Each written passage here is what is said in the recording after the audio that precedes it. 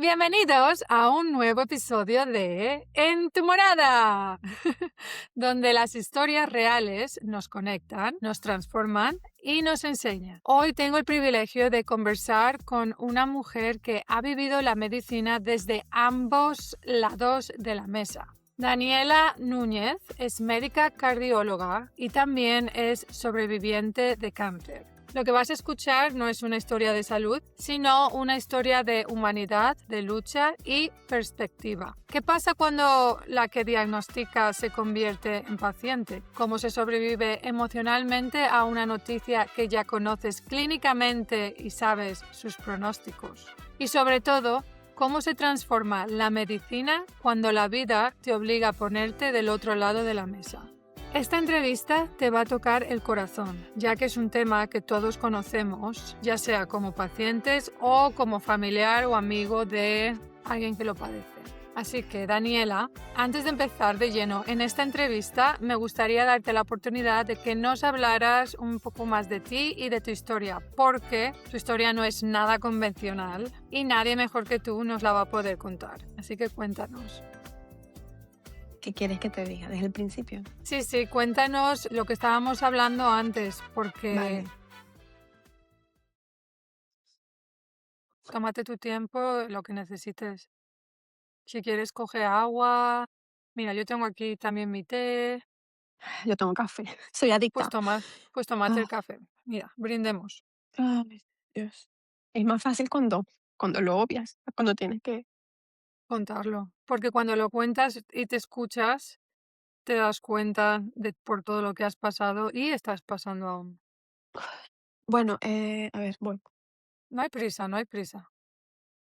¿Ahí me escuchas? ¿Me escuchas bien? Te escucho genial. Vale. Bueno, hola Andrea. Como ya la dijiste, soy Daniela, soy médico y soy paciente oncológica sin saberlo. O tengo, mejor dicho, tengo cáncer sin saberlo desde muy joven, desde que era adolescente. Mis síntomas de tiroides empezaron bastante joven. Yo creo que empecé con hipotiroidismo cuando tendría 16, 17 años, solo que no me daba cuenta y lo dejaba pasar. Ya en el primer año de medicina mis síntomas fueron como que más obvios. Yo empecé a notar que me cansaba mucho, empecé a aumentar de peso, siempre fui muy delgada, pesaba unos 50 kilos y empecé a aumentar de peso. Y posteriormente en las vacaciones durante los primeros años de medicina, un día mi madre se dio cuenta que tenía un bulto en el lóbulo derecho de la tiroides. Recuerdo que estábamos merendando, estaba tomando café y cuando tragué, mi mamá notó que tenía un bulto en el cuello que subía y bajaba. En ese momento empezó todo, me empezaron a hacer pruebas, me llevaron con el endocrino, con el cirujano de cuello y decidieron que tenían que operar. Me hicieron biopsia. Posteriormente, durante las vacaciones, porque claro, yo no me quería operar, yo estaba estudiando, estaba en clases, de la medicina no puedes perder clases, porque luego no puedes recuperar los exámenes, entonces estás como condicionado de que eres estudiante a un nivel de responsabilidad y de autoexigencia bastante alto. Por lo menos en Venezuela, carreras universitarias son bastante difíciles y sobre todo la medicina es bastante difícil, te exigen mucho de que eres adolescente. Yo empecé medicina con 16 años. Entonces, bueno, yo no quería perder para nada exámenes ni clases porque desde pequeña siento de que lo que no ves en clase luego nadie te lo va a explicar. Desde muy joven me dejaba de lado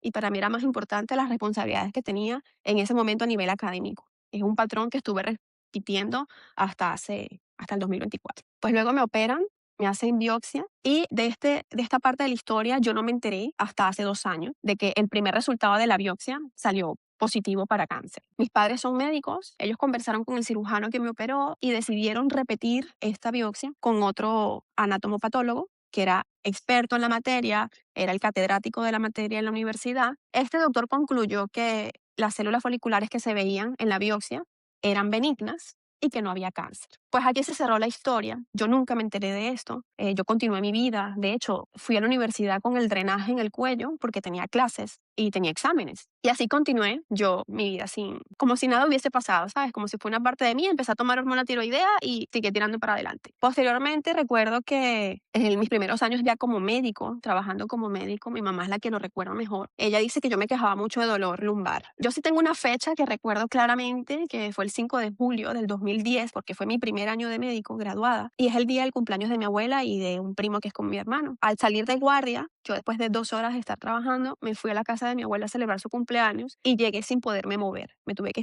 acostar boca abajo, mi abuela me hizo masajes con crema mentolada y yo no me podía mover, de hecho no pude conducir mi coche, mi hermano tuvo que conducir mi coche de regreso a casa. Y por supuesto se lo achacamos al trabajo, evidentemente al sol de hoy yo no sé si ya ahí yo tenía metástasis o si realmente fue una lumbalgia mecánica por tantas horas laborales. Posteriormente, bueno, seguí teniendo como todo el mundo, ¿no? Todo el mundo siempre se queja después de una larga jornada laboral, todos nos quejamos de espalda, de que estamos cansados, de que tenemos el cuello cargado y así sucesivamente, porque fueron síntomas que fueron pasando desapercibidos por mi autoexigencia y la alta carga laboral que yo tenía. ¿Qué edad tenías cuando esto estaba sucediendo, que tú estabas sintiendo dolores, pero aún no sabías que eran dolores óseas, o si de hecho había metástasis? Tenía 23 años. ¿Ya estabas trabajando? Sí, ya yo trabajaba de médico, a los 23 años trabajaba de médico y trabajaba bastante, porque Guau. ya tenía en plan, quería venirme a España. Mi plan para ese momento era venir aquí, estudiar aquí el MIR y regresarme a Venezuela con mucha formación. Ese era mi plan. En Venezuela es muy importante dónde has estudiado, qué tanto has estudiado, los títulos que tengas. Entonces mi plan era hacer la carrera de especialista en España, hacer posgrados o fellows y regresarme a Venezuela súper potente. A Sí. nivel académico repotenciada, ¿no? Porque es muy importante si has estudiado en el exterior. Ese era mi plan inicial. Entonces yo durante el primer año trabajaba muchísimo. Tenía hasta 3 lugares de trabajo. Recuerdo que una vez estuve hasta una semana sin ir a mi casa. Hasta me lavaban la ropa en las mutuas, en el lugar de trabajo. Yo trabajaba en 2 mutuas y en el hospital público. Y bueno, durante el primer año me exigía muchísimo, pero bueno, como además que era bastante joven, tienes mucha energía. Por eso es que las madres siempre dicen aprovecha la juventud porque luego no tienes la misma energía. Los primeros años son como los más importantes que tú debes empeñar bien tu tiempo para poder ser más perfeccionista en tu academia. Y claro, yo trabajaba mucho y para mí era normal tener molestias en la espalda porque pasaba muchas horas trabajando. Quiero saber la historia entera porque es que no es una historia que suele pasar mucho, ¿no? Que Ya. tengas tanto tiempo ese cáncer y que en tantos años se haya hecho metástasis Sí. solamente en los huesos. Pero bueno, no lo sé, así que continúa. Bueno, luego yo me vine a España con intención de presentar el MIR. Sin embargo, en ese momento estaba prometida con otro chico y a él no le gustó la experiencia de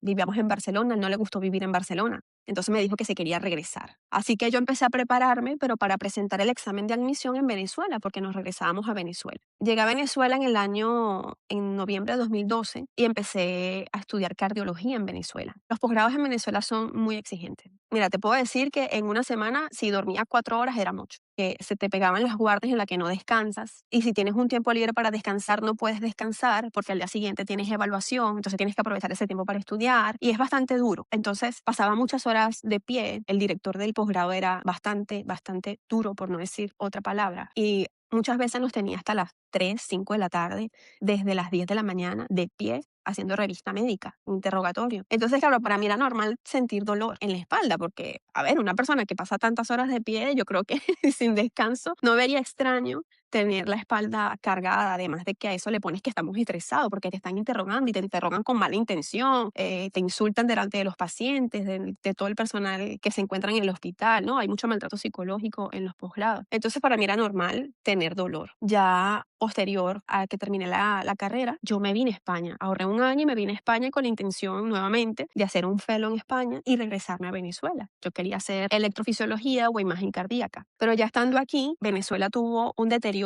muy brusco en un mes. Hubo una devaluación brutal en esos meses que mis amigos me decían, ni se te ocurra volver, que lo que antes costaba $1 ahora cuesta 1.000. Claro, yo me empecé a cuestionar realmente qué podía hacer yo en Venezuela, qué iba a hacer yo en Venezuela. Si estaba joven, no tenía nada, tenía toda la vida por delante. Y pues empecé aquí a trabajar sin parar. Entonces siempre es, bueno, sí, claro, me duele la espalda, pero es que tengo 24 horas trabajando, tengo tal, ando con el bolso pesado, etcétera, etcétera. Y Yo aparte con el estrés de que tienes que empezar en un país nuevo. y que estás sola, ¿sabes? Estás Sí. sola, llegas sola. Yo sentía que tenía mucha responsabilidad conmigo misma porque siempre me planteaba como el peor escenario, ¿sabes? Yo a veces pensaba, mira, me llega a pasar algo, Dios no lo quiera, me atropella un coche o me tienen que operar de urgencia. Yo necesito tener ahorros suficientes como para poder traerme a mi madre de forma urgente y que me ayude y que me cuide porque no tengo a nadie, ¿no? Durante el primer año que estuve aquí, cuando me volví a venir sola, murió un amigo muy querido y me sentí muy minusválida porque estaba recién llegada y no pude ir a Venezuela a despedirme porque comprar un pasaje de un día a otro, recuerdo que costaba 2.700 € el pasaje. Entonces yo pensaba, yo dije, esto no me puede volver a pasar porque si el día de mañana es mi madre o es mi padre o es mi hermano el que le pasa algo y yo emocionalmente necesito estar en Venezuela, yo tengo que tener esa como liquidez económica y tranquilidad mental de que yo puedo gestionar en un momento en una situación de gravedad o de estrés, ¿no? De urgencia. Pues me autoexigía y trabajé muchísimo. Cuando llegué tenía hasta 4 trabajos. Yo trabajaba de lunes a domingo cada día. Entonces, claro, es normal que te duela la espalda. O sea, yo creo que normal sería que no te duela. Entonces, Ujú. todas estas situaciones que yo estuve viviendo fueron enmascarando o yo fui obviando los síntomas que estaban allí. Yo sí recuerdo que al inicio o hace 6 años, hasta hace 6 años, el dolor evidentemente no es el dolor que tengo ahora. Era un dolor que no era continuo y era un dolor que era más leve, era un dolor soportable, era un dolor que me hacía seguir mi día a día. Yo practicaba deporte a diario, hacía crossfit, levantaba peso, hacía running, entonces mi cuerpo me lo permitía, yo me lo autoexigía, pero también mi cuerpo respondía. Sí, hace unos 5 años empecé a tener más dolor y pensé que era por el estrés, una vez más. Recuerdo que el día de la boda pensé que era que el vestido era muy pesado y casualmente como tiene los botones en el área de la espalda donde me duele más, pensaba que a lo mejor me estaba molestando, que me apretaba o el peso, o sea, siempre se la sacaba algo. Y claro, también tener el matrimonio te genera cierto estrés, que quieres que todo salga bien, que todo salga como lo has planificado, como lo has soñado. Entonces yo pensaba que estaba cargada también hasta el día de mi boda. Recuerdo que me cambié de vestido y primero tenía un vestido princesa y luego me cambié a un vestido sirena que no pesaba casi nada y el dolor seguía allí. O sea, tenía muchísimo dolor. Pero claro, yo me dejo guiar por el momento, por disfrutar el momento y voy dejando a un lado mis síntomas. Yo cuando descubrí que tenía, bueno, antes de descubrir que tenía metástasis ósea, después de todos los tratamientos oncológicos, pues tienes que hacer gimnasio, tienes que moverte, ejercicio de fuerza, Sí. tal. Y yo me compré, aparte de que pues iba al gimnasio todos los días, me compré una cinta para correr.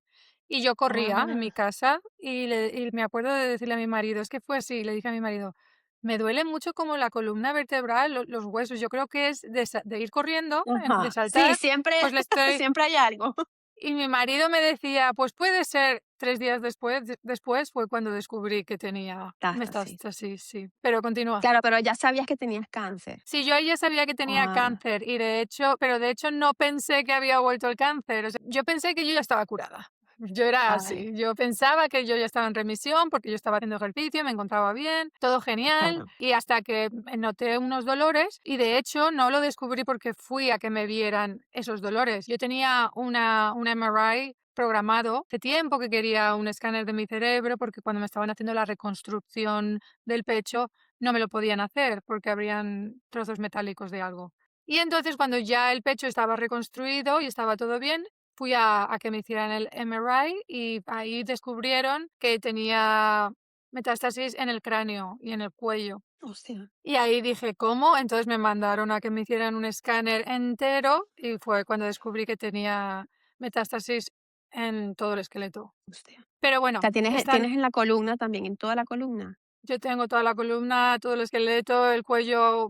En el momento me dijeron que se me podía romper en cualquier momento, me hacían llorar. Ya. Bueno, pero bueno, mi historia es otra. Ahora estamos aquí contigo y simplemente quería hacerte saber que te entendía totalmente por tener dolores y decir, no, no puede ser, será otra cosa. Claro, siempre se lo justificamos o buscamos una respuesta a todo, a todo. Pues bueno, así fue pasando, fue pasando todos estos años de mi vida. Luego cambié de trabajo, empecé a hacer urgencias, pasaba muchísimas horas trabajando. Entonces, claro, recuerdo que a esto cuando mi jornada laboral empezaba a las 9 de la mañana y cuando se hacían las 5 de la tarde, ya empezaba a bromear con mi compañera de guardia de que, necesitábamos un sillón que diera masaje porque ya yo no aguantaba la espalda, no hallaba posición. Me acuerdo que le decía, me voy a tener que traer un cojín porque es que ya yo no aguanto la espalda y no hay posición cómoda que yo pueda tener. Muchas veces tenía que tomar analgesia estando de guardia. Perdón, y a todo esto, tú que estabas en ambiente de hospital con médicos y tal, no, en ningún momento no pensaste voy a que me vea sí. Y tengo Claro. amigos traumatólogos,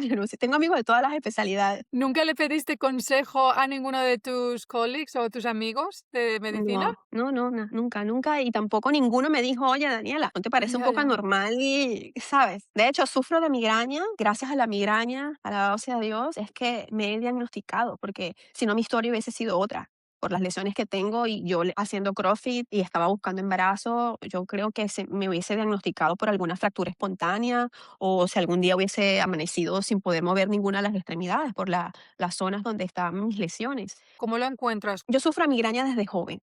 Mi familia, mi prima también sufría de migrañas y creo que tomé de ella un mal ejemplo de aguantar.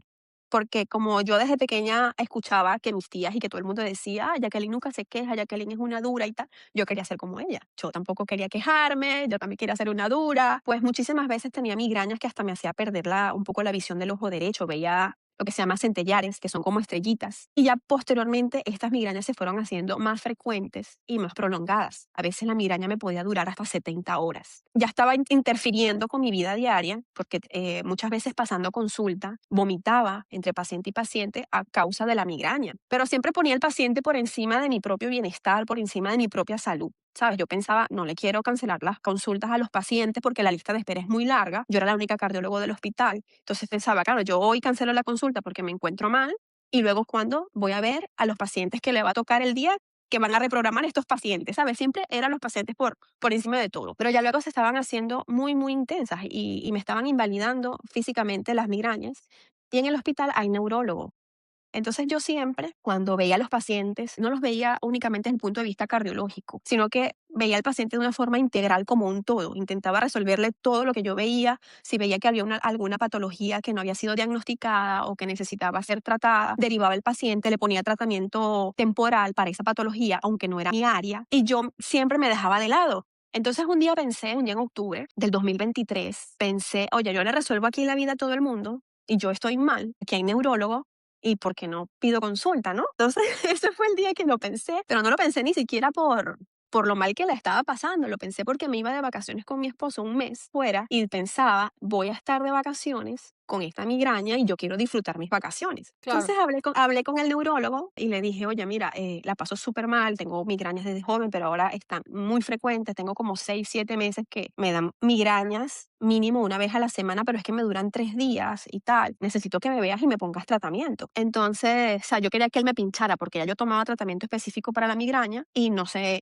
controlaban la frecuencia de las migrañas, ni la frecuencia ni la duración. Entonces, bueno, él me programa, me pide una resonancia de cráneo por protocolo y me pide toxina botulínica para poder estar al menos 3 meses con menor frecuencia de las migrañas. El día que él me está pinchando en la consulta, claro, él nota de que yo tenía dolor y que tenía todo esto contraído y cuando me fue a pinchar al cuello yo tenía mucho dolor y me retiraba, y, o sea, me dolía lo que en medicina se llama un dolor exquisito. Y él me dice, esto no es normal, vamos a hacerte una resonancia. Yo, como siempre, no, es que hoy tuve un mal día, he tenido pacientes muy complicados, he estado muy estresada, he hecho muchos ecos, tengo que hacer mucha fuerza con el brazo izquierdo haciendo los estudios, y entonces por eso tengo esto cargado y me duele y tal. Y él, gracias a Dios, él pensó y dijo, no, no, no, vamos a hacerte igual una resonancia porque tú haces CrossFit, levantas peso, puedes tener alguna hernia o vamos a ver si tienes alguna hernia incipiente y te mandamos a fisioterapia si hace falta. Me dice, como tienes mutua, vamos a hacerte la petición por la mutua para que sea más rápido. Yo, como siempre, dejándome a un lado, le digo que no era necesario, que me lo pidiera por la seguridad social y que ya me llamarían cuando tocara. Él me la pide en octubre del 2023 y el 26 de enero del año siguiente, 2024, es que me hago la resonancia. Posterior a esto, él me dice, claro, como yo trabajo en el hospital y tenía acceso a mi propia historia, él me dice, avísame cuando tengas los resultados para hacerte la consulta. Pues como siempre yo me iba dejando de lado, siempre los pacientes, se me hacía súper tarde, siempre hacía más horas de las que me correspondían en el hospital. Ya luego cuando se hacía tan tarde lo que quería era venirme a mi casa y lo iba dejando, bueno, mañana la reviso, mañana la reviso, y así cada día, hasta el 15 de febrero. Ese día me había programado los pacientes más temprano porque necesitaba salir a las 4 de la tarde. Y antes de irme pensé, bueno, ya que estoy, voy a salir de esto como para avisarle al doctor que todo está bien y cerrar este ciclo, ¿no? Para mi sorpresa, cuando abro el estudio, veo que el informe decía que, bueno, que había una lesión, la lesión era heavy. Me asusté muchísimo y dije, esto no puede ser, este informe no es mío. Abro la imagen, cuando abro la imagen, yo estaba viendo un bulto muy grande y estaba convencida de que era un error. Dije, colgaron el estudio de otra persona en mi historia. Llamo a mi jefe, que casualmente ese día estaba en el hospital porque él trabaja en otro hospital, porque en ese momento yo sentí como si el alma se me saliera del cuerpo, me sentí como viviendo otra realidad. No sé cómo explicarlo, pero me sentí totalmente en shock y conmocionada. Y lo llamo y le digo como que lea esto, porque claro, a veces hay un idioma médico que solo entienden las personas de cierta área y a veces explican cosas que no significan patologías. Y me quería como convencer de que eso que estaba leyendo no era lo que yo estaba leyendo. Claro, cuando yo llamo a mi jefe para que vea en la pantalla el resultado, no salía mi nombre. Y él lo que dice es, vaya, habrá que mandar a estudiar ese paciente por diagnóstico rápido, por el tipo de lesión. Y lo veo y le digo, es que la paciente soy yo, ese estudio es mío. Pues fue muy duro, él me vio y es que nunca olvidaré su mirada, porque fue como una mirada de miedo, de lástima. Y intenté ser objetiva en ese momento y pensar como médico. Dije, si esta paciente fuese mía, ¿qué haría con este paciente, no? Inmediatamente lo que hice fue llamar al neurólogo porque él vive cerca del hospital. Lo llamo y me dice, voy inmediatamente para allá, porque ya se había ido. Pero en ese mismo momento, cuando le cuelgo la llamada, pienso, él no va a hacer nada, porque él es neurólogo y esta lesión es de neurocirugía. Casualmente, uno de mis mejores amigos vive aquí y es neurocirujano y es el único neurocirujano oncólogo de la provincia de Cataluña. Y lo llamo, le digo, oye, mira, necesito que mires mi estudio. Él se empezó a reír y me dice que no fue hipocondríaca, que seguramente no era nada. Y yo le digo, no, no, no, no. Le digo, es en serio. Yo estoy viendo la imagen y aquí hay algo y no pinta bien. Ahí sí se puso serio eh, y me dijo, estoy operando. Graba un video y mándamelo para verlo. Yo creo que no le había terminado de mandar el video cuando ya me estaba llamando. ¿Qué tenía? ¿Qué síntomas tenía? Y por qué me habían pedido el estudio. Yo no podía ni hablar. Ya para ese momento había llegado el neurólogo a mi consultorio y yo le digo, mira, te voy a pasar al neurólogo y que te explique el neurólogo porque es que no puedo hablar. Es que no me salía la voz, ¿sabes? No podía hablar. Ahí mismo tiempo pensaba cómo se lo digo a mi mamá, ¿sabes? Pensaba en el dolor que le iba a causar a mi familia. Pensaba, voy a dejar a mi esposo. O sea, nos acabamos de casar y ya lo voy a dejar. Entonces, bueno, la lesión era bastante grave. Es que a mí me impactaba. Yo decía, es que esto no puede ser mío porque yo no tengo síntomas de tener esto, ¿sabes? Aún así obviaba los síntomas que yo estaba presentando desde hace tanto tiempo. Y decía, esto no puede ser mío, es imposible que esto sea mío. Pues nada, me mandaron a ingresar de urgencia. Tenía una lesión con la que no me podía ir para casa. Y mi esposo me fue a buscar al hospital, mi suegro lo llevó para él venir de regreso con mi coche, pero yo decía, yo trabajo a 50 kilómetros de mi casa y el hospital queda a 60. Yo decía, no, es que no tiene sentido porque me van a ingresar y luego mi coche va a quedar aquí. O sea, yo intentaba organizar todo en medio del caos. Pues ese mismo día terminé ingresada. Claro, mi amigo avisa a la internista de guardia y inmediatamente al mirar el resultado y ver la lesión, estaban activando el protocolo casi que diagnóstico urgente. Me iban a hacer un PET-TAC ese mismo día llegando. Cuando yo llego al hospital, claro, yo intentaba siempre vestirme bien para la consulta, entonces, claro, llego arreglada, me ven así, me dice la doctora, ya va, tú eres la paciente, tú eres la de esto. La doctora dice, no, ya vamos a hacer las cosas desde cero, porque es que tú no pareces una persona con esto.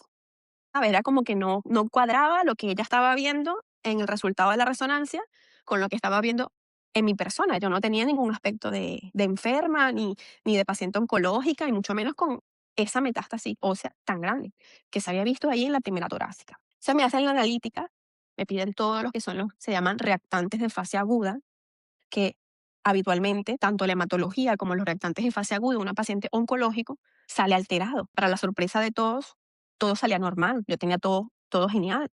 PCR negativa, BCG en cero, o sea, todo estaba bien y la doctora dice, no, no, no, vamos a cancelar el protocolo, voy a llamar al hospital, no te vamos a hacer el PET-TAC, es que no puede ser que tengas una lesión de esa magnitud y tus analíticas estén normales.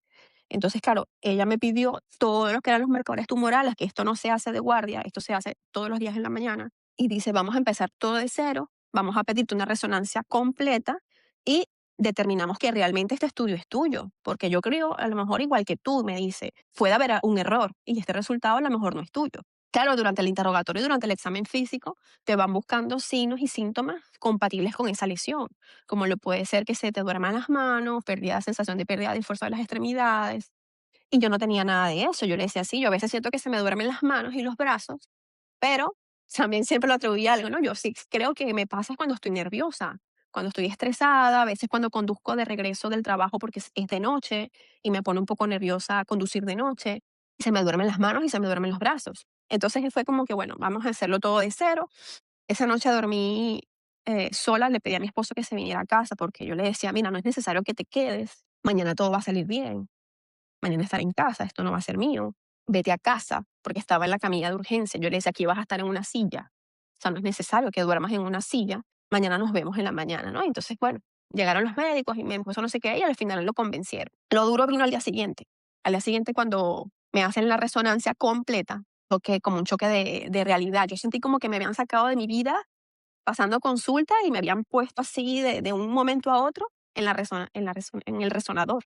Y fue un golpe duro a la realidad leer que el resonador decía protocolo oncológico Daniela Núñez Maldonado. O sea, yo sentí que me habían arrancado la vida que estaba construyendo. Me aferré muchísimo a Dios y pensaba, Señor, por favor, que esto no sea mío. Tampoco quiero que sea de otra persona. Sencillamente quiero que no sea mío. Después que me hicieron la resonancia, inmediatamente me metí en la aplicación de sanitaria que hay aquí en Cataluña, que se llama la Meva Salud, en la cual tienes acceso a todos tus resultados. Y los resultados de imagen están colgados de forma inmediata. Eso el sistema lo cuelga inmediatamente. Claro, yo ser médico, yo entendía los resultados, yo no necesitaba ningún informe. Yo empecé a mirar la resonancia viendo a ver si realmente la lesión que había salido ahí en la primera torácica todavía estaba. Para mi sorpresa no era que estaba únicamente la de la torácica, mi sorpresa es que yo tenía lesiones desde la cervical hasta la segunda sacra. Ahí sí sentí un golpe en el pecho porque dije, no solo es mío, es peor. No, Esto es peor que el inicio, esto empeora cada sí, día. sí. Cada minuto la cosa era peor, ¿no? Me acuerdo que le mandé inmediatamente un amigo. Es que a veces lo miro en retrospectiva y fui bastante brusca al decirle las noticias a mi amigo, porque les mandaba automáticamente el resultado y como interprétalo como tú quieras y esto es lo que hay, ¿no?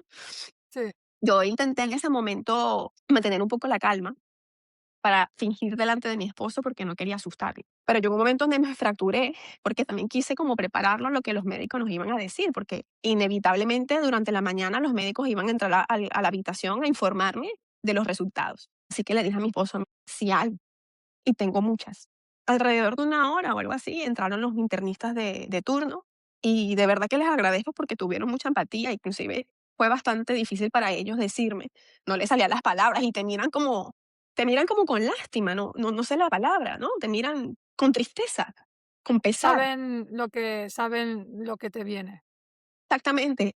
Y ellos no podían hablar, me veían y no les salían las palabras y yo les dije, los ayudé y les dije, ya lo sé, ya di los resultados, ahora dígame qué vamos a hacer. Cuando empezamos a buscar el primario, ¿no? Me preocupaba el hecho de cómo le iba a avisar a mis padres. Yo quería saber dónde estaba el primario para solamente decirle a mis padres, mira, me han encontrado cáncer de X, cáncer de mama, cáncer de útero, no sé, cáncer de algo, y voy a empezar el tratamiento. Y no decirles, me han encontrado metástasis ósea, porque mis padres son médicos y entendemos el lenguaje médico y entendemos el pronóstico, entendemos lo que significa. Además de que un mes antes había fallecido una chica mucho más joven que yo, como 6 años más joven que yo, por cáncer de mama estadio 4. Entonces la familia estaba como tocada por esa muerte.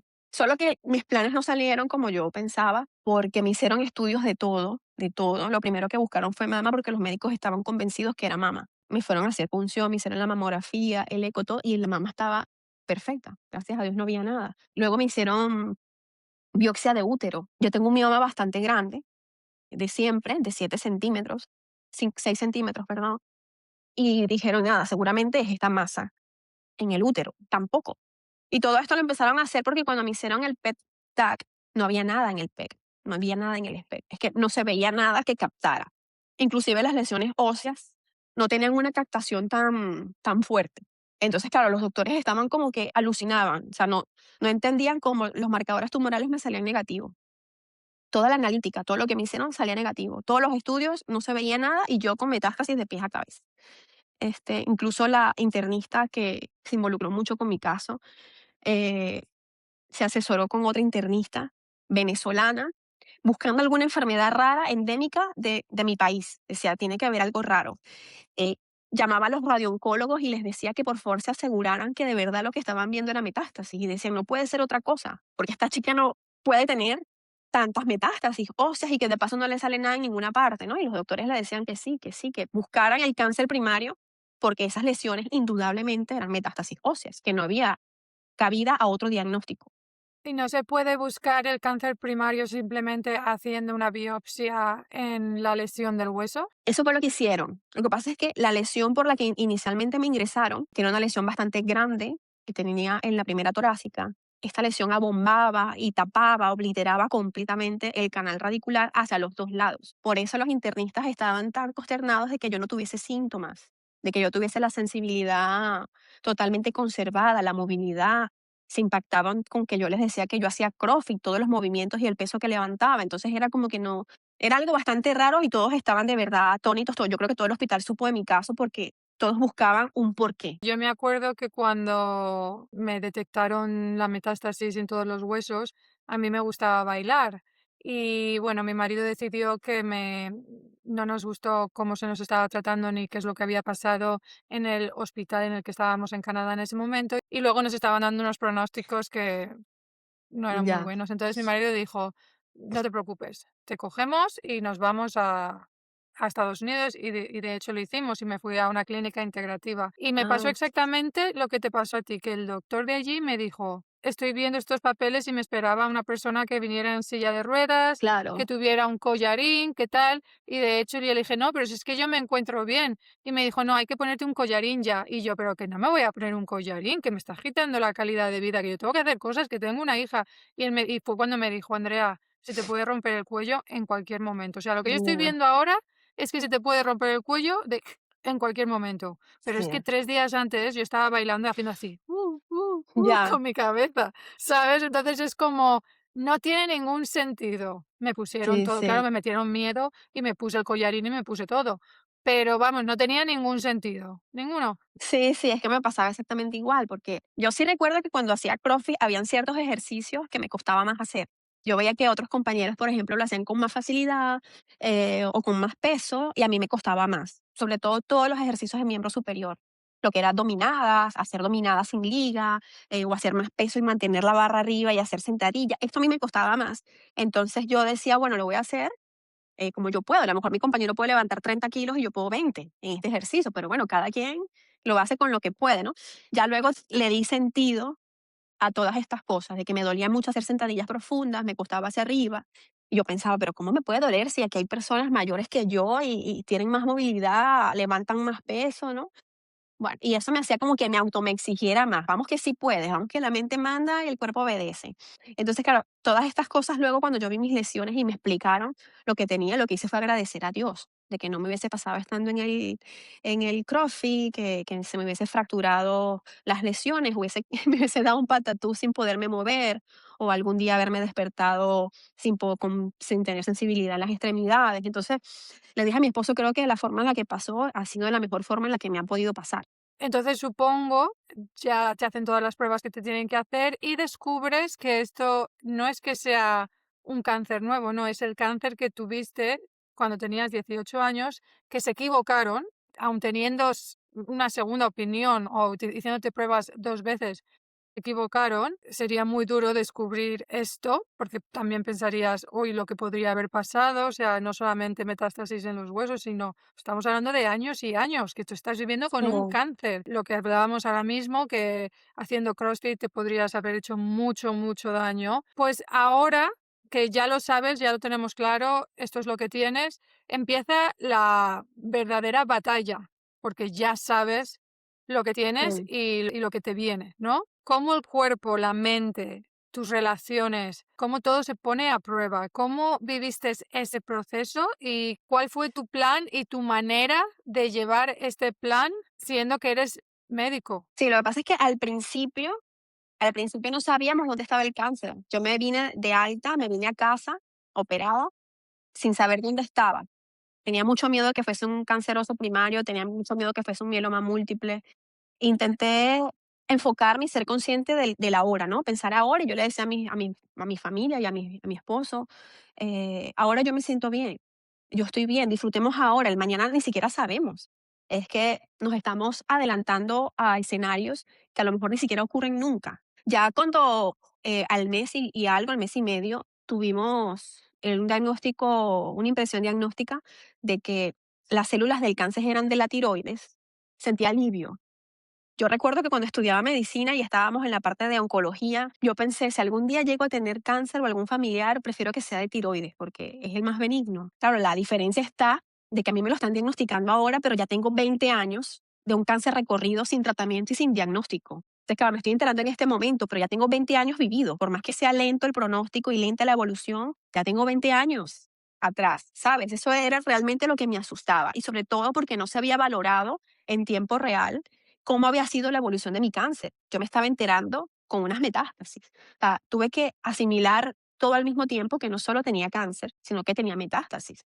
Y enterarme que tenía cáncer porque me estaba viendo unas metástasis. Y entonces fue todo como que muy, muy duro, muy rápido. Me tocó asimilarlo de esa manera y intenté ser más consciente de mí misma y de la hora. Tuve que salir como de un descanso forzado de ese estilo de vida que estaba llevando, donde siempre mi trabajo y mis pacientes estaban por delante de mí. Creo que soy un ejemplo de algo que no se debe hacer, que no invito a nadie a que haga, porque creo que mi cuerpo estuvo gritando durante muchísimos años, aquí pasa algo, y yo me hacía la sorda porque justificaba absolutamente todo.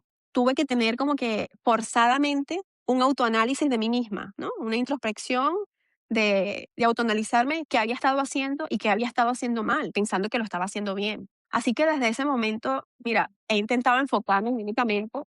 Y de Vale. verdad que estaba agradecida con Dios porque entre todo lo que pudo ser y lo mal que pintaba, que haya sido en ese momento un cáncer folicular que pues tiene una progresión bastante lenta.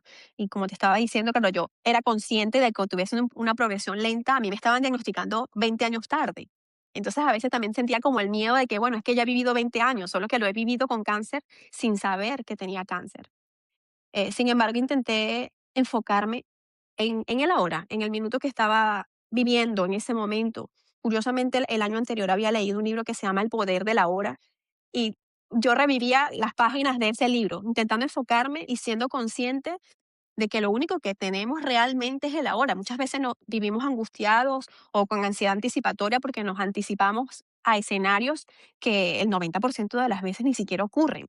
Entonces intenté ser consciente de vivir el día a día, el minuto que estaba viviendo y enfocarme en dar siempre, como siempre, lo mejor de mí, en disfrutar con mis amigos, disfrutar con mi familia. Eh, Me volví en ese momento como aún más de lo que ya era, más familiar. Quería pasar más tiempo con mis amigos porque sentía que tenía que vivir cada día, que cada día era un día que Dios me estaba regalando y que tenía que aprovechar al máximo. Bueno, realmente eso es así. Entonces, me alegro que pudieras sentirlo y a la vez vivirlo así, porque muchas veces no sabemos la teoría, pero Ya, luego el hacerlo es otra cosa. Y también te quería comentar, es que estás diciendo tantas cosas con las que yo me identifico porque cuando has dicho lo de, claro, yo llevaba 20 años ya, entonces estos 20 años, el pronóstico supuestamente que hay con este tipo de cáncer, ¿cuándo empiezan a contar estos 20 años? Lo digo porque es una pregunta que yo me he hecho muchas veces. A mí me diagnosticaron con cáncer de mama en tal fecha. Y bueno, y me dieron un pronóstico, digamos. Y luego un año después descubrí que tenía metástasis y ya tengo un estadio 4. Y me dan un pronóstico para el estadio 4. ujú, Entonces, ¿desde cuándo empiezo a contar? ¿Cuántos años me quedan, digamos? Que no ya, deberíamos hacer eso. Pero yo creo, al decir tú esto, y son cosas que me vienen a la cabeza, que muchas lo pensamos así, ¿no? Por ejemplo, sí. entonces quería recalcar ese pensamiento y ese momento, que no sé si de hecho son exactamente iguales, pero creo que va por ahí la cosa. Lo que pasa es que en mi caso, esto ha sido algo que no se ha podido definir, porque al haber hecho un diagnóstico tan tardío, no se sabe en qué momento yo empecé a tener metástasis. Tampoco sabemos si fue que tuve una o aparecieron 10 al mismo tiempo. No lo sabemos porque al momento del diagnóstico ya estaban y fue un diagnóstico muy tardío. Entonces, al mismo momento que yo le hacía esta pregunta a los endocrinos y al oncólogo, ellos tampoco saben la respuesta. Es diferente cuando tú diagnosticas a una paciente a día de hoy con cáncer de tiroides y le vas haciendo sus controles semestrales, anuales y puedes ver la progresión. Tú puedes estimar qué tan rápido está evolucionando o progresando esa enfermedad. En mi caso ha sido todo al revés porque estás empezando ya en un estadio tardío, en un estadio 4 con metástasis óseas múltiples y a partir de ese momento lo que se ha hecho es valorar que esas lesiones se permanezcan estables, que no haya mayor actividad de las lesiones y también el control en sangre de lo que mide la actividad tumoral, que se llama la tiroglobulina. Yo la tiroglobulina empecé con un valor extremadamente alto, una tiroglobulina de 1600, cuando lo normal es que tiene que estar por debajo de 80, y posterior el tratamiento con yodo radioactivo me bajó a 160 progresivamente. Ellos tenían como esperanza, yo también, de que llegara a cero, que es lo que se quiere, en que en pacientes con cáncer de tiroides, la tiroglobulina tiene que estar en cero. Nunca llegó a cero, ni se acercó, estuvo en 160 y luego ha ido aumentando. Entonces actualmente estoy con un control estrecho, control cada 4 meses, cada 5 meses, para ir valorando de qué manera va aumentando este valor, y también me van haciendo tomografías para ir haciendo el control y el seguimiento de las lesiones óseas, que no aparezcan nuevas y que se mantengan estables. Yo el control que tuve ahora en noviembre tenía un poco de miedo porque tengo un dolor relativamente nuevo que me apareció hace como 6 meses. Es un dolor como que está ubicado más hacia la zona escapular derecha y a veces me duele muchísimo hasta hacer este mínimo movimiento al coger un vaso o unos cubiertos. Y tenía miedo de que hubiese algo nuevo. Gracias a Dios todo sigue igual y el doctor explica de que seguramente es un dolor referido y que, pues nada, como tengo también lesiones en el tejido blando, pues todo esto se inflama y bueno, causa todos los dolores que yo tengo.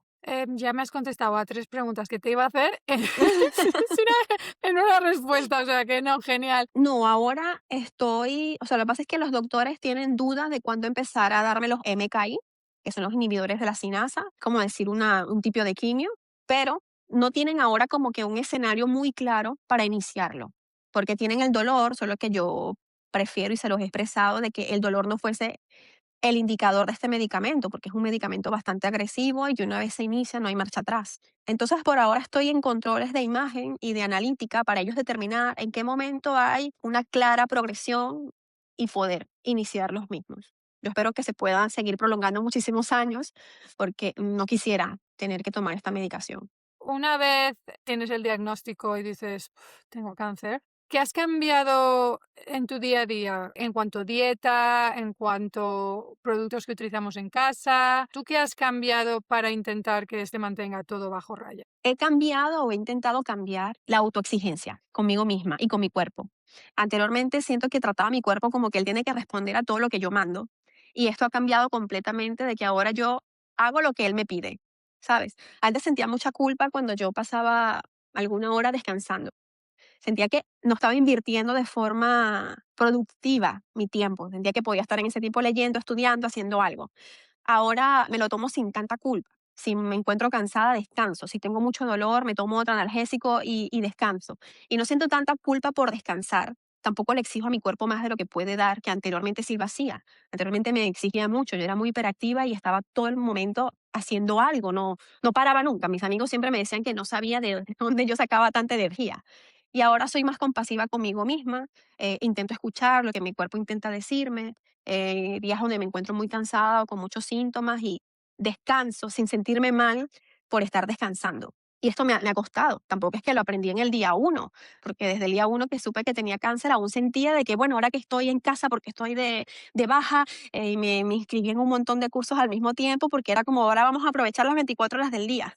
Y ya luego fui entendiendo de que puedo bajar el nivel de intensidad y seguir siendo igual de productiva sin perder mi esencia. En cuanto a la dieta, realmente yo siempre he llevado una dieta bastante sana, bastante equilibrada. Practico desde que estoy aquí mucho la dieta mediterránea.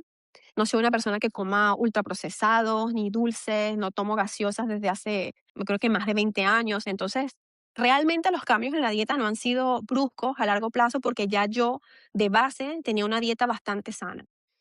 Los primeros meses sí hice una dieta un poco más radical porque estaba siguiendo protocolos oncológicos, como creo que hace a lo mejor la mayoría de la gente que se pone a buscar. Y encontré al doctor Johnson, Louis Johnson, que recomendaba una dieta totalmente de alimentos crudos, sin evitar proteínas, nada de carnes, no podía comer carbohidratos. Y ya luego esto pensé que era demasiado restrictivo, que era muy exigente y que no era sostenible a largo plazo.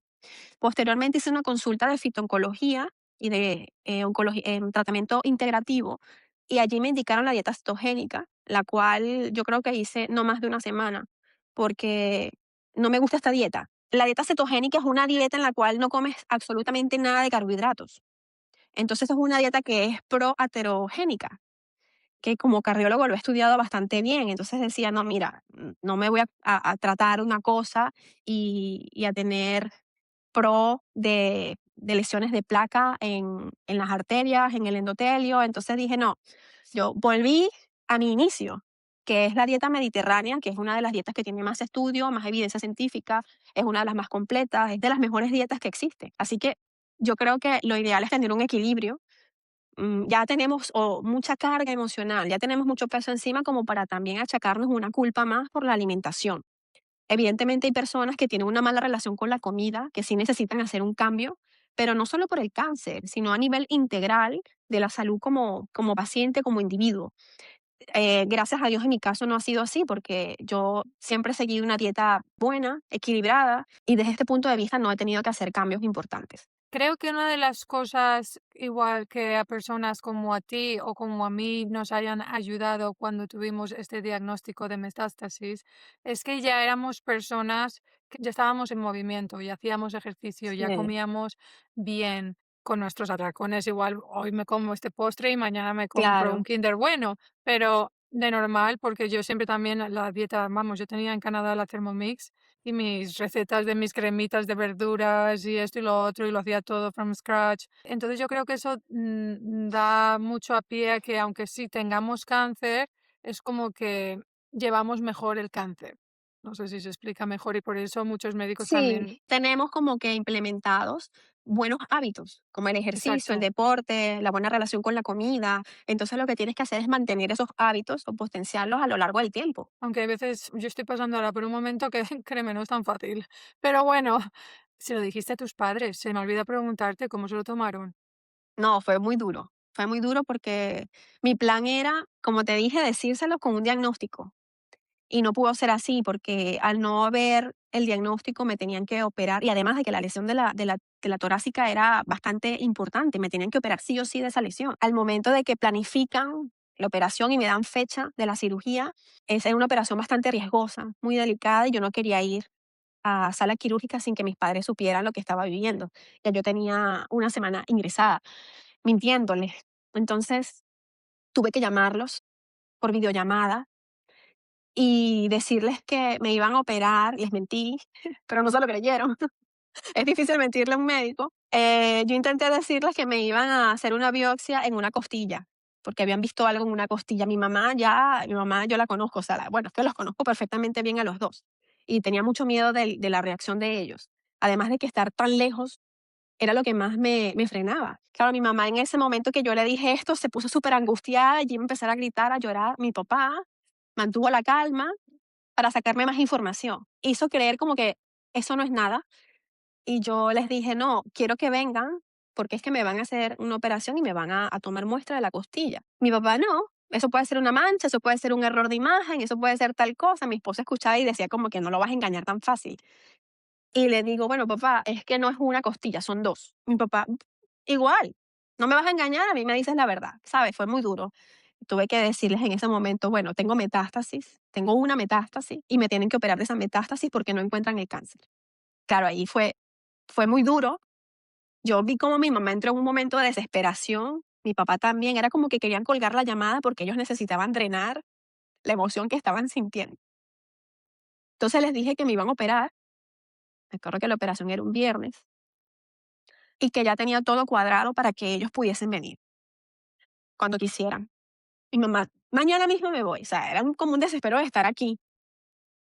Y gracias a Dios ellos llegaron cuando justamente me acababan de dar terapia de alta, de terapia intensiva, porque yo no quería que mis padres me vieran de esa manera, ¿sabes?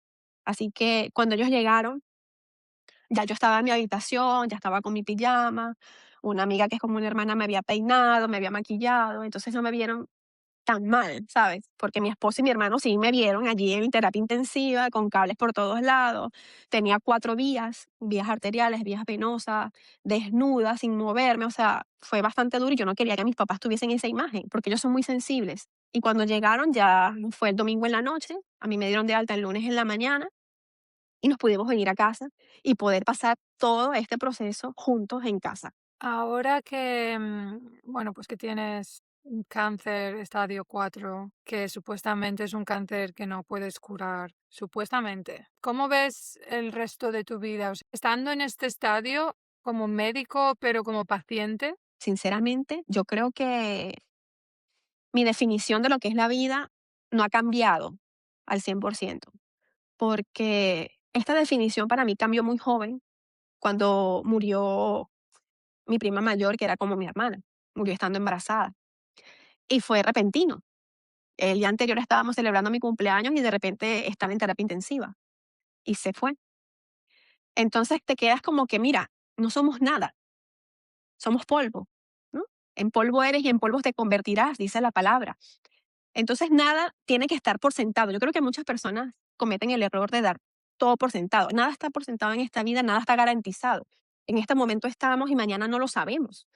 Entonces yo desde ese momento dije, tengo que poner todo en orden, porque luego de la muerte de mi prima hubo muchos problemas legales con los bienes que ella tenía a su nombre. Y yo dije, mira, aunque tenga poco, yo quiero tener todo ordenado en mi vida. Quiero que sepan cuáles son mis deseos con respecto a lo que se haría con mi cuerpo, o a que todo el mundo sepa que soy donante de órganos y que si se puede aprovechar que hasta el cabello me lo quiten. Entonces, empecé a organizar toda mi vida y a tener claro de que la muerte es una parte de la vida, porque vivimos y morimos. Hoy estamos y mañana ya podemos no estar. Entonces creo que nuestro paso por la vida tiene que ser un paso firme de dejar huellas que sean importantes, que sean llenas de amor, de empatía, de acompañamiento, de humanidad con todas las personas que nos rodean, porque nuestro paso por aquí es temporal, es limitado. Y esto lo tengo claro desde la muerte de mi prima. Tenía 26 años cuando esto, recién cumplidos, acababa de cumplir 26 años. Y cuando tuve este diagnóstico, es que pensé, bueno, Daniela, pero es que tú ya tenías claro de que nuestro paso por aquí es limitado y solamente Dios es el que tiene la escritura de tu vida. Él tiene un plan para ti desde antes de que naciste.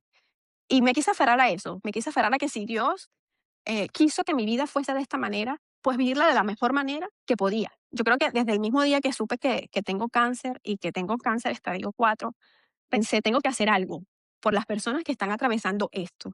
Tengo que dejar mi grano de arena en este mundo de una forma bonita. Que si tengo 1 año o 2 años o 5 años, en este tiempo yo haya dejado algo por la humanidad que está viviendo esto igual que tú o a lo mejor peor, porque hay personas que tienen más compañía y hay personas que pueden estar solas. Actualmente vemos muchos inmigrantes alrededor del mundo. Yo, por ejemplo, casi toda mi familia está en Venezuela. Tengo a mi esposo, pero hay personas que son solteras, hay personas que no tienen a nadie y que necesitan una red de apoyo. Así que desde ese momento dije, tengo que hacer algo. Dije, voy a escribir un libro, voy a hacer un ebook de ayuda, de herramientas, para poder dejar algo positivo, ¿sabes? Y enfocarme, como te he dicho, en vivir el día que estás viviendo, porque muchas veces nos consternamos y nos deprimimos y hay personas que se sumergen en la tristeza porque ya se sentencian. Creo que es un error médico, que y también lo viví, que te sentencien. ¿Sabes? Tuve una médico que me dijo que yo era médico, que yo tenía conocimientos y que yo sabía lo que tenía y que mi pronóstico no era bueno. Entonces, con estas palabras te están sentenciando, ¿sabes? Algo que ni siquiera yo he hecho y esta mujer, de una forma muy dura, lo hizo. Creo que tenemos que Ya. tener mucho cuidado con lo que decimos, porque las palabras pueden ser un bálsamo para tu alma, como pueden ser un látigo para ti, para el resto del día. Te pueden embellecer un día como te lo pueden dañar, solamente con la palabra. Totalmente de acuerdo. Y también de hecho fue ahí cuando mi marido fue por las palabras, bueno, primero por lo mal que lo hizo todo a oncóloga, pero luego por sus palabras en mi situación me dijeron 50% de que consiguen llegar a 2 años. Y mi marido dijo, ¿qué? No, lo siento, pero no, nos vamos, Ya, adiós. O sea, sí, hay muchos, pero bueno, volvemos a lo mismo. Los oncólogos son humanos, somos todos personas y no sé, sí, todos también tenemos nuestros malos días, supongo, no lo sé. En sí. fin, Pues fíjate que a eh, mí mis oncólogos ni mis médicos tratantes en ningún momento me han hablado de tiempo. Mi esposo una vez pues le sí, preguntó y claro, yo le entiendo a él, él se puso a googlear, yo le decía, no googlees nada, no busques información, porque a veces somos más felices en la ignorancia, entonces no busques información porque te vas a predisponer. Y sé que lo buscó porque luego ese hombre estaba destruido. Entonces, claro, si tú buscas cáncer estadio 4, lo primero que te sale en Google es pronóstico de vida de 1 como máximo 5 años y tal. Entonces, ¿para qué vas a leer esto? ¿sabes? O sea, mis Ya. médicos nunca me han dicho esto. La persona que me lo dijo fue la ginecobstetra, porque nosotros buscamos consulta antes de hacer el tratamiento del cáncer para poder hacer preservación de la fertilidad, poder congelar óvulos. Y esta doctora sencillamente me negó ese derecho y le negó el derecho a mi marido de ser padre, porque ella dijo que yo me iba a morir pronto, que a personas como yo no le hacían ese tipo de tratamiento porque no iban a desperdiciar ese presupuesto en una persona que se iba a morir o que iba a dejar un niño huérfano o que luego no iba a poder gestar. Y me mandó a que me lo hiciera por la privada. Me dijo, háztelo por la privada que pagando si te lo hacen. Entonces, claro, yo digo, mira, no me lo ha hecho el oncólogo, no me lo ha hecho mi endocrino tratante, y viene esta mujer, ¿con qué derecho? ¿Con qué derecho te juzga? ¿Con qué derecho te decreta a muerte en tan poco tiempo? O sea, no tienes el derecho, no eres Dios, no puedes decir esas cosas. Creo que los médicos tienen que hacerse una revisión cuando se comunican con los pacientes, en qué decir y en qué no decir. No digo que mientan, porque una cosa es mentir y otra cosa es el lenguaje que utilizas para decir las cosas y la forma, el tono. Esto es muy importante. No decir para nada. O sea, si no tienes nada bonito que decir, Claro, cállate. Si no te preguntan, cállate, ¿sabes? No sé. exactamente. Ahora vamos a hacer algo diferente. Te voy a leer frases cortas, algunas que seguro escuchaste muchas veces como médica o como paciente, y tú me vas a decir si son mito o realidad. ¿Preparada? El cáncer siempre duele en sus primeras etapas. Falso. Hay síntomas que se pueden confundir con cualquier otra enfermedad. Así como hay personas que pueden experimentar síntomas gripales, pueden creer que tienen el virus del momento o que algo les ha caído mal si tienen síntomas gastrointestinales, personas que tienen cefaleas, pueden pensar igual que yo que es por estrés o dolores óseos por algún golpe o sobrecarga laboral, etcétera. No todos los síntomas al principio te hablan de que tienes cáncer. Lo puedes confundir al inicio con muchas otras cosas porque son síntomas en común con otras patologías que no son graves y que no son cáncer. Ser médico te hace más fuerte para enfrentar una enfermedad como esta. Es falso. Yo creo que nadie está preparado para atravesar el cáncer. No tenemos las herramientas suficientes ni somos tan objetivos para poder sobrellevar el cáncer. Como bien habías dicho antes, una cosa es sabértelo toda la teórica y otra cosa es llevarlo a la práctica. Además de que también ser médico y tener conocimiento suficiente es un arma de doble filo. Es cierto, el conocimiento te da poder, pero al mismo tiempo te puede llevar a que tu mente empiece a imaginar escenarios infinitos. Entonces hay que tener mucho autocontrol y mucho poder mental de controlar esos pensamientos y traerte en el presente, traerte en el ahora y tener pensamientos positivos. Una buena actitud puede influir en la recuperación del cáncer. Esto sí estoy 100% de acuerdo. El estado anímico es muy importante para cualquier cosa de nuestra vida, no solo la enfermedad, hasta para buscar un trabajo. Yo creo que nosotros reflejamos y transmitimos lo que somos y si te transmites que estás bien, te das energía, te puedes levantar cada día con mejor actitud, con mejor visión de tu día. A aquellas personas indiferentes de que se quieren quedar hundidas en la depresión, en el hueco, que lo quieren ver todo negro, que son pesimistas, evidentemente va a ser más difícil llevar y atravesar el camino del cáncer y de cualquier cosa. Hasta una persona que no le guste su trabajo es diferente a aquellas que se levantan con buena energía de hacerlo todo bien, a aquellas que ya desde que ponen el primer pie en el suelo cuando se levantan de la cama tienen una actitud negativa. Los médicos suelen ignorar sus propios síntomas por exceso de trabajo.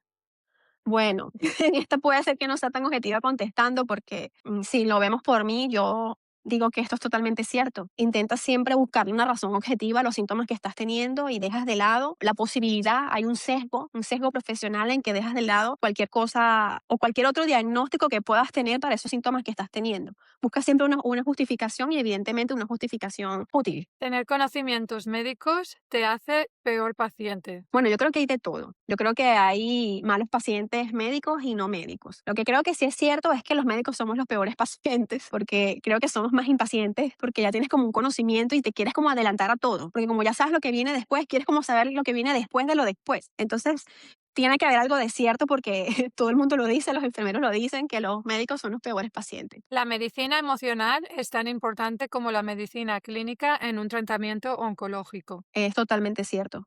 El soporte emocional, el soporte psicológico es muy importante. Hay personas que tienen más fortaleza emocional y a lo mejor necesitan menos acompañamiento psicológico o herramientas, porque ya las tienen, pero hay otras personas que necesitan mucho más soporte. La parte emocional es algo que no se debe descuidar. Muchas personas subestiman la importancia del estado emocional y el acompañamiento psicológico en cualquier momento de la vida, no solo durante el cáncer, durante una ruptura, durante un duelo, durante un cambio laboral, durante el estrés, durante ser el familiar que acompaña a alguien a transitar el cáncer. También son personas que necesitan soporte y que tampoco se deben descuidar. Después del cáncer, la vida nunca vuelve a ser igual, para bien o para mal. Yo creo que esto es verdad. Yo creo que esto es verdad porque inclusive la gente te ve diferente, no te miran igual. Entonces, evidentemente, tu vida no vuelve a ser la misma. Habemos personas como yo que sientes que tu vida se ha puesto en pausa, que te sacan de tu rutina laboral, de tu vida. Yo, por ejemplo, no trabajo, tengo 2 años sin trabajar porque no puedo trabajar. Y evidentemente mi vida no es la misma que la vida que llevaba antes del cáncer, que era una persona que se levantaba súper temprano, iba al gimnasio a las 6 de la mañana, otros días iba al gimnasio en la noche, trabajaba todo el día, estudiaba sin parar. Ahora mi vida ha hecho una pausa y he intentado ser más consciente conmigo misma, con mi cuerpo y con el tiempo que estoy viviendo ahora. Evidentemente yo creo que no somos los mismos. Es que no lo puede ser. Después de tener este diagnóstico es que no puedes ser la misma persona. Y si eres la misma persona, es que entonces no has aprovechado el diagnóstico para aprender de ti mismo y para aprender de la vida. Los médicos sienten culpa cuando enferman, algo como si ellos mismos se hubieran fallado a ellos mismos. Aquí se hablo por mí, yo sí siento culpa, he sentido culpa y trabajo la culpa, porque siento culpa de cómo pudo ser posible de que yo tuviese tanto dolor, porque habían días que tenía muchísimo dolor que no podía ni dormir y no me hiciera caso. Me levantaba como si nada y me iba a trabajar como si nada y no tenía prioridad en mi salud. Y evidentemente siento culpa, porque tú dices, ¿cómo siendo médico no te diste cuenta? ¿Cómo siendo médico no fuiste antes? Y claro, claro que se siente culpa. Mis padres también sienten culpa.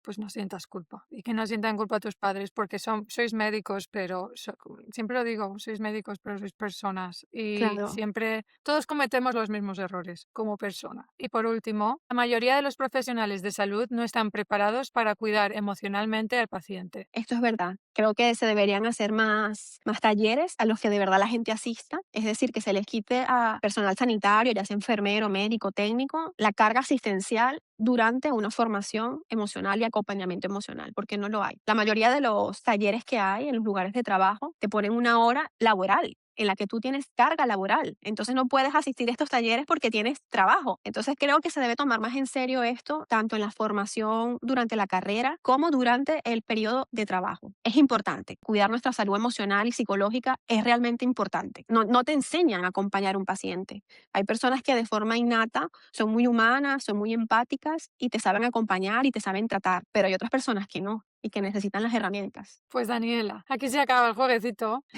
Gracias por abrirnos tu historia con tanta honestidad, por mostrarnos que incluso quienes cuidan también necesitan ser cuidados. Tu voz hoy no es solo la de una médica, sino la de una mujer paciente que supo transformar su dolor en propósito y que sigues con ello. A todos los que nos escuchasteis o los que nos estáis escuchando, si este episodio os ha movido, os ha inspirado, os ha hecho reflexionar, os invito a compartirlo con alguien que lo necesite. Somos muchos, no solamente los que estamos pasando por el duelo con una enfermedad como es cáncer, sino hay muchos tipos de duelos, muchos tipos de enfermedades, sentimientos, muchos tipos de situaciones. Y yo creo que en el episodio de hoy hemos podido tocar temas que ayudan a todos con la vida en general, sobre todo por cómo lo llevas tú, lo estás llevando, cómo sucedió todo. Es un caso bastante no común. Y bueno, hay veces que la vida te da limones y tú nos Ya. enseñas que tienes que hacer limonada, ¿no? Recordar también que podéis ver esta entrevista en nuestro canal de YouTube y, como no, escucharla en Spotify. Y por fin no olvidéis suscribiros porque es gratis,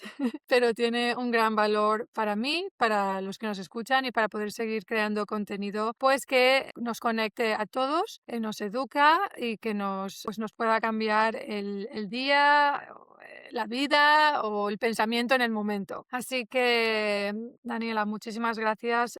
No, gracias a ti, gracias por tomarte este tiempo, esta iniciativa, que como lo dices es muy importante porque habemos muchas personas y yo creo que cuando nos acompañamos entre nosotros mismos se nos hace más fácil porque creo que ninguna persona te puede entender más que otra persona que está viviendo lo mismo. Otras personas, por lo menos yo que físicamente me veo bien, hay personas que no me entienden cuando estoy cansada, cuando no tengo fuerzas, cuando no tengo energía o cuando el dolor es tan insoportable que ni siquiera quiero que me hable. Entonces creo que la única persona que te puede entender es una persona que viva exactamente lo mismo que estás viviendo tú. Nos podemos escuchar y he hecho amistades por mis seguidores de TikTok increíble porque tenemos esa conexión como de un duelo compartido. Entonces eso te hace conectar con otras personas que necesitan a veces sencillamente que te escuchen. Y también contaros a todos que Daniela tiene cuenta de TikTok y tienes una cuenta de Instagram. Sí, tengo la cuenta de TikTok, de Instagram y también tengo un email al que a veces muchos pacientes me escriben pidiendo consejos o me piden el plan de alimentación para paciente oncológico y otros que también están esperando el ebook que prometí hace unos meses, pero que me falta finiquitar algunos detalles. Para que todos lo sepáis, dejaremos toda tu información en el vídeo o de YouTube o de Spotify para que podáis ver dónde encontrarla o poneros en contacto con ella. Muchísimas gracias, pero antes, y lo siento, me sabe fatal, pero siempre que terminamos un episodio bailamos un poquito. Ah, ¿Te importa? no, para nada. Uy, espera, que se me ha cerrado una cosa aquí.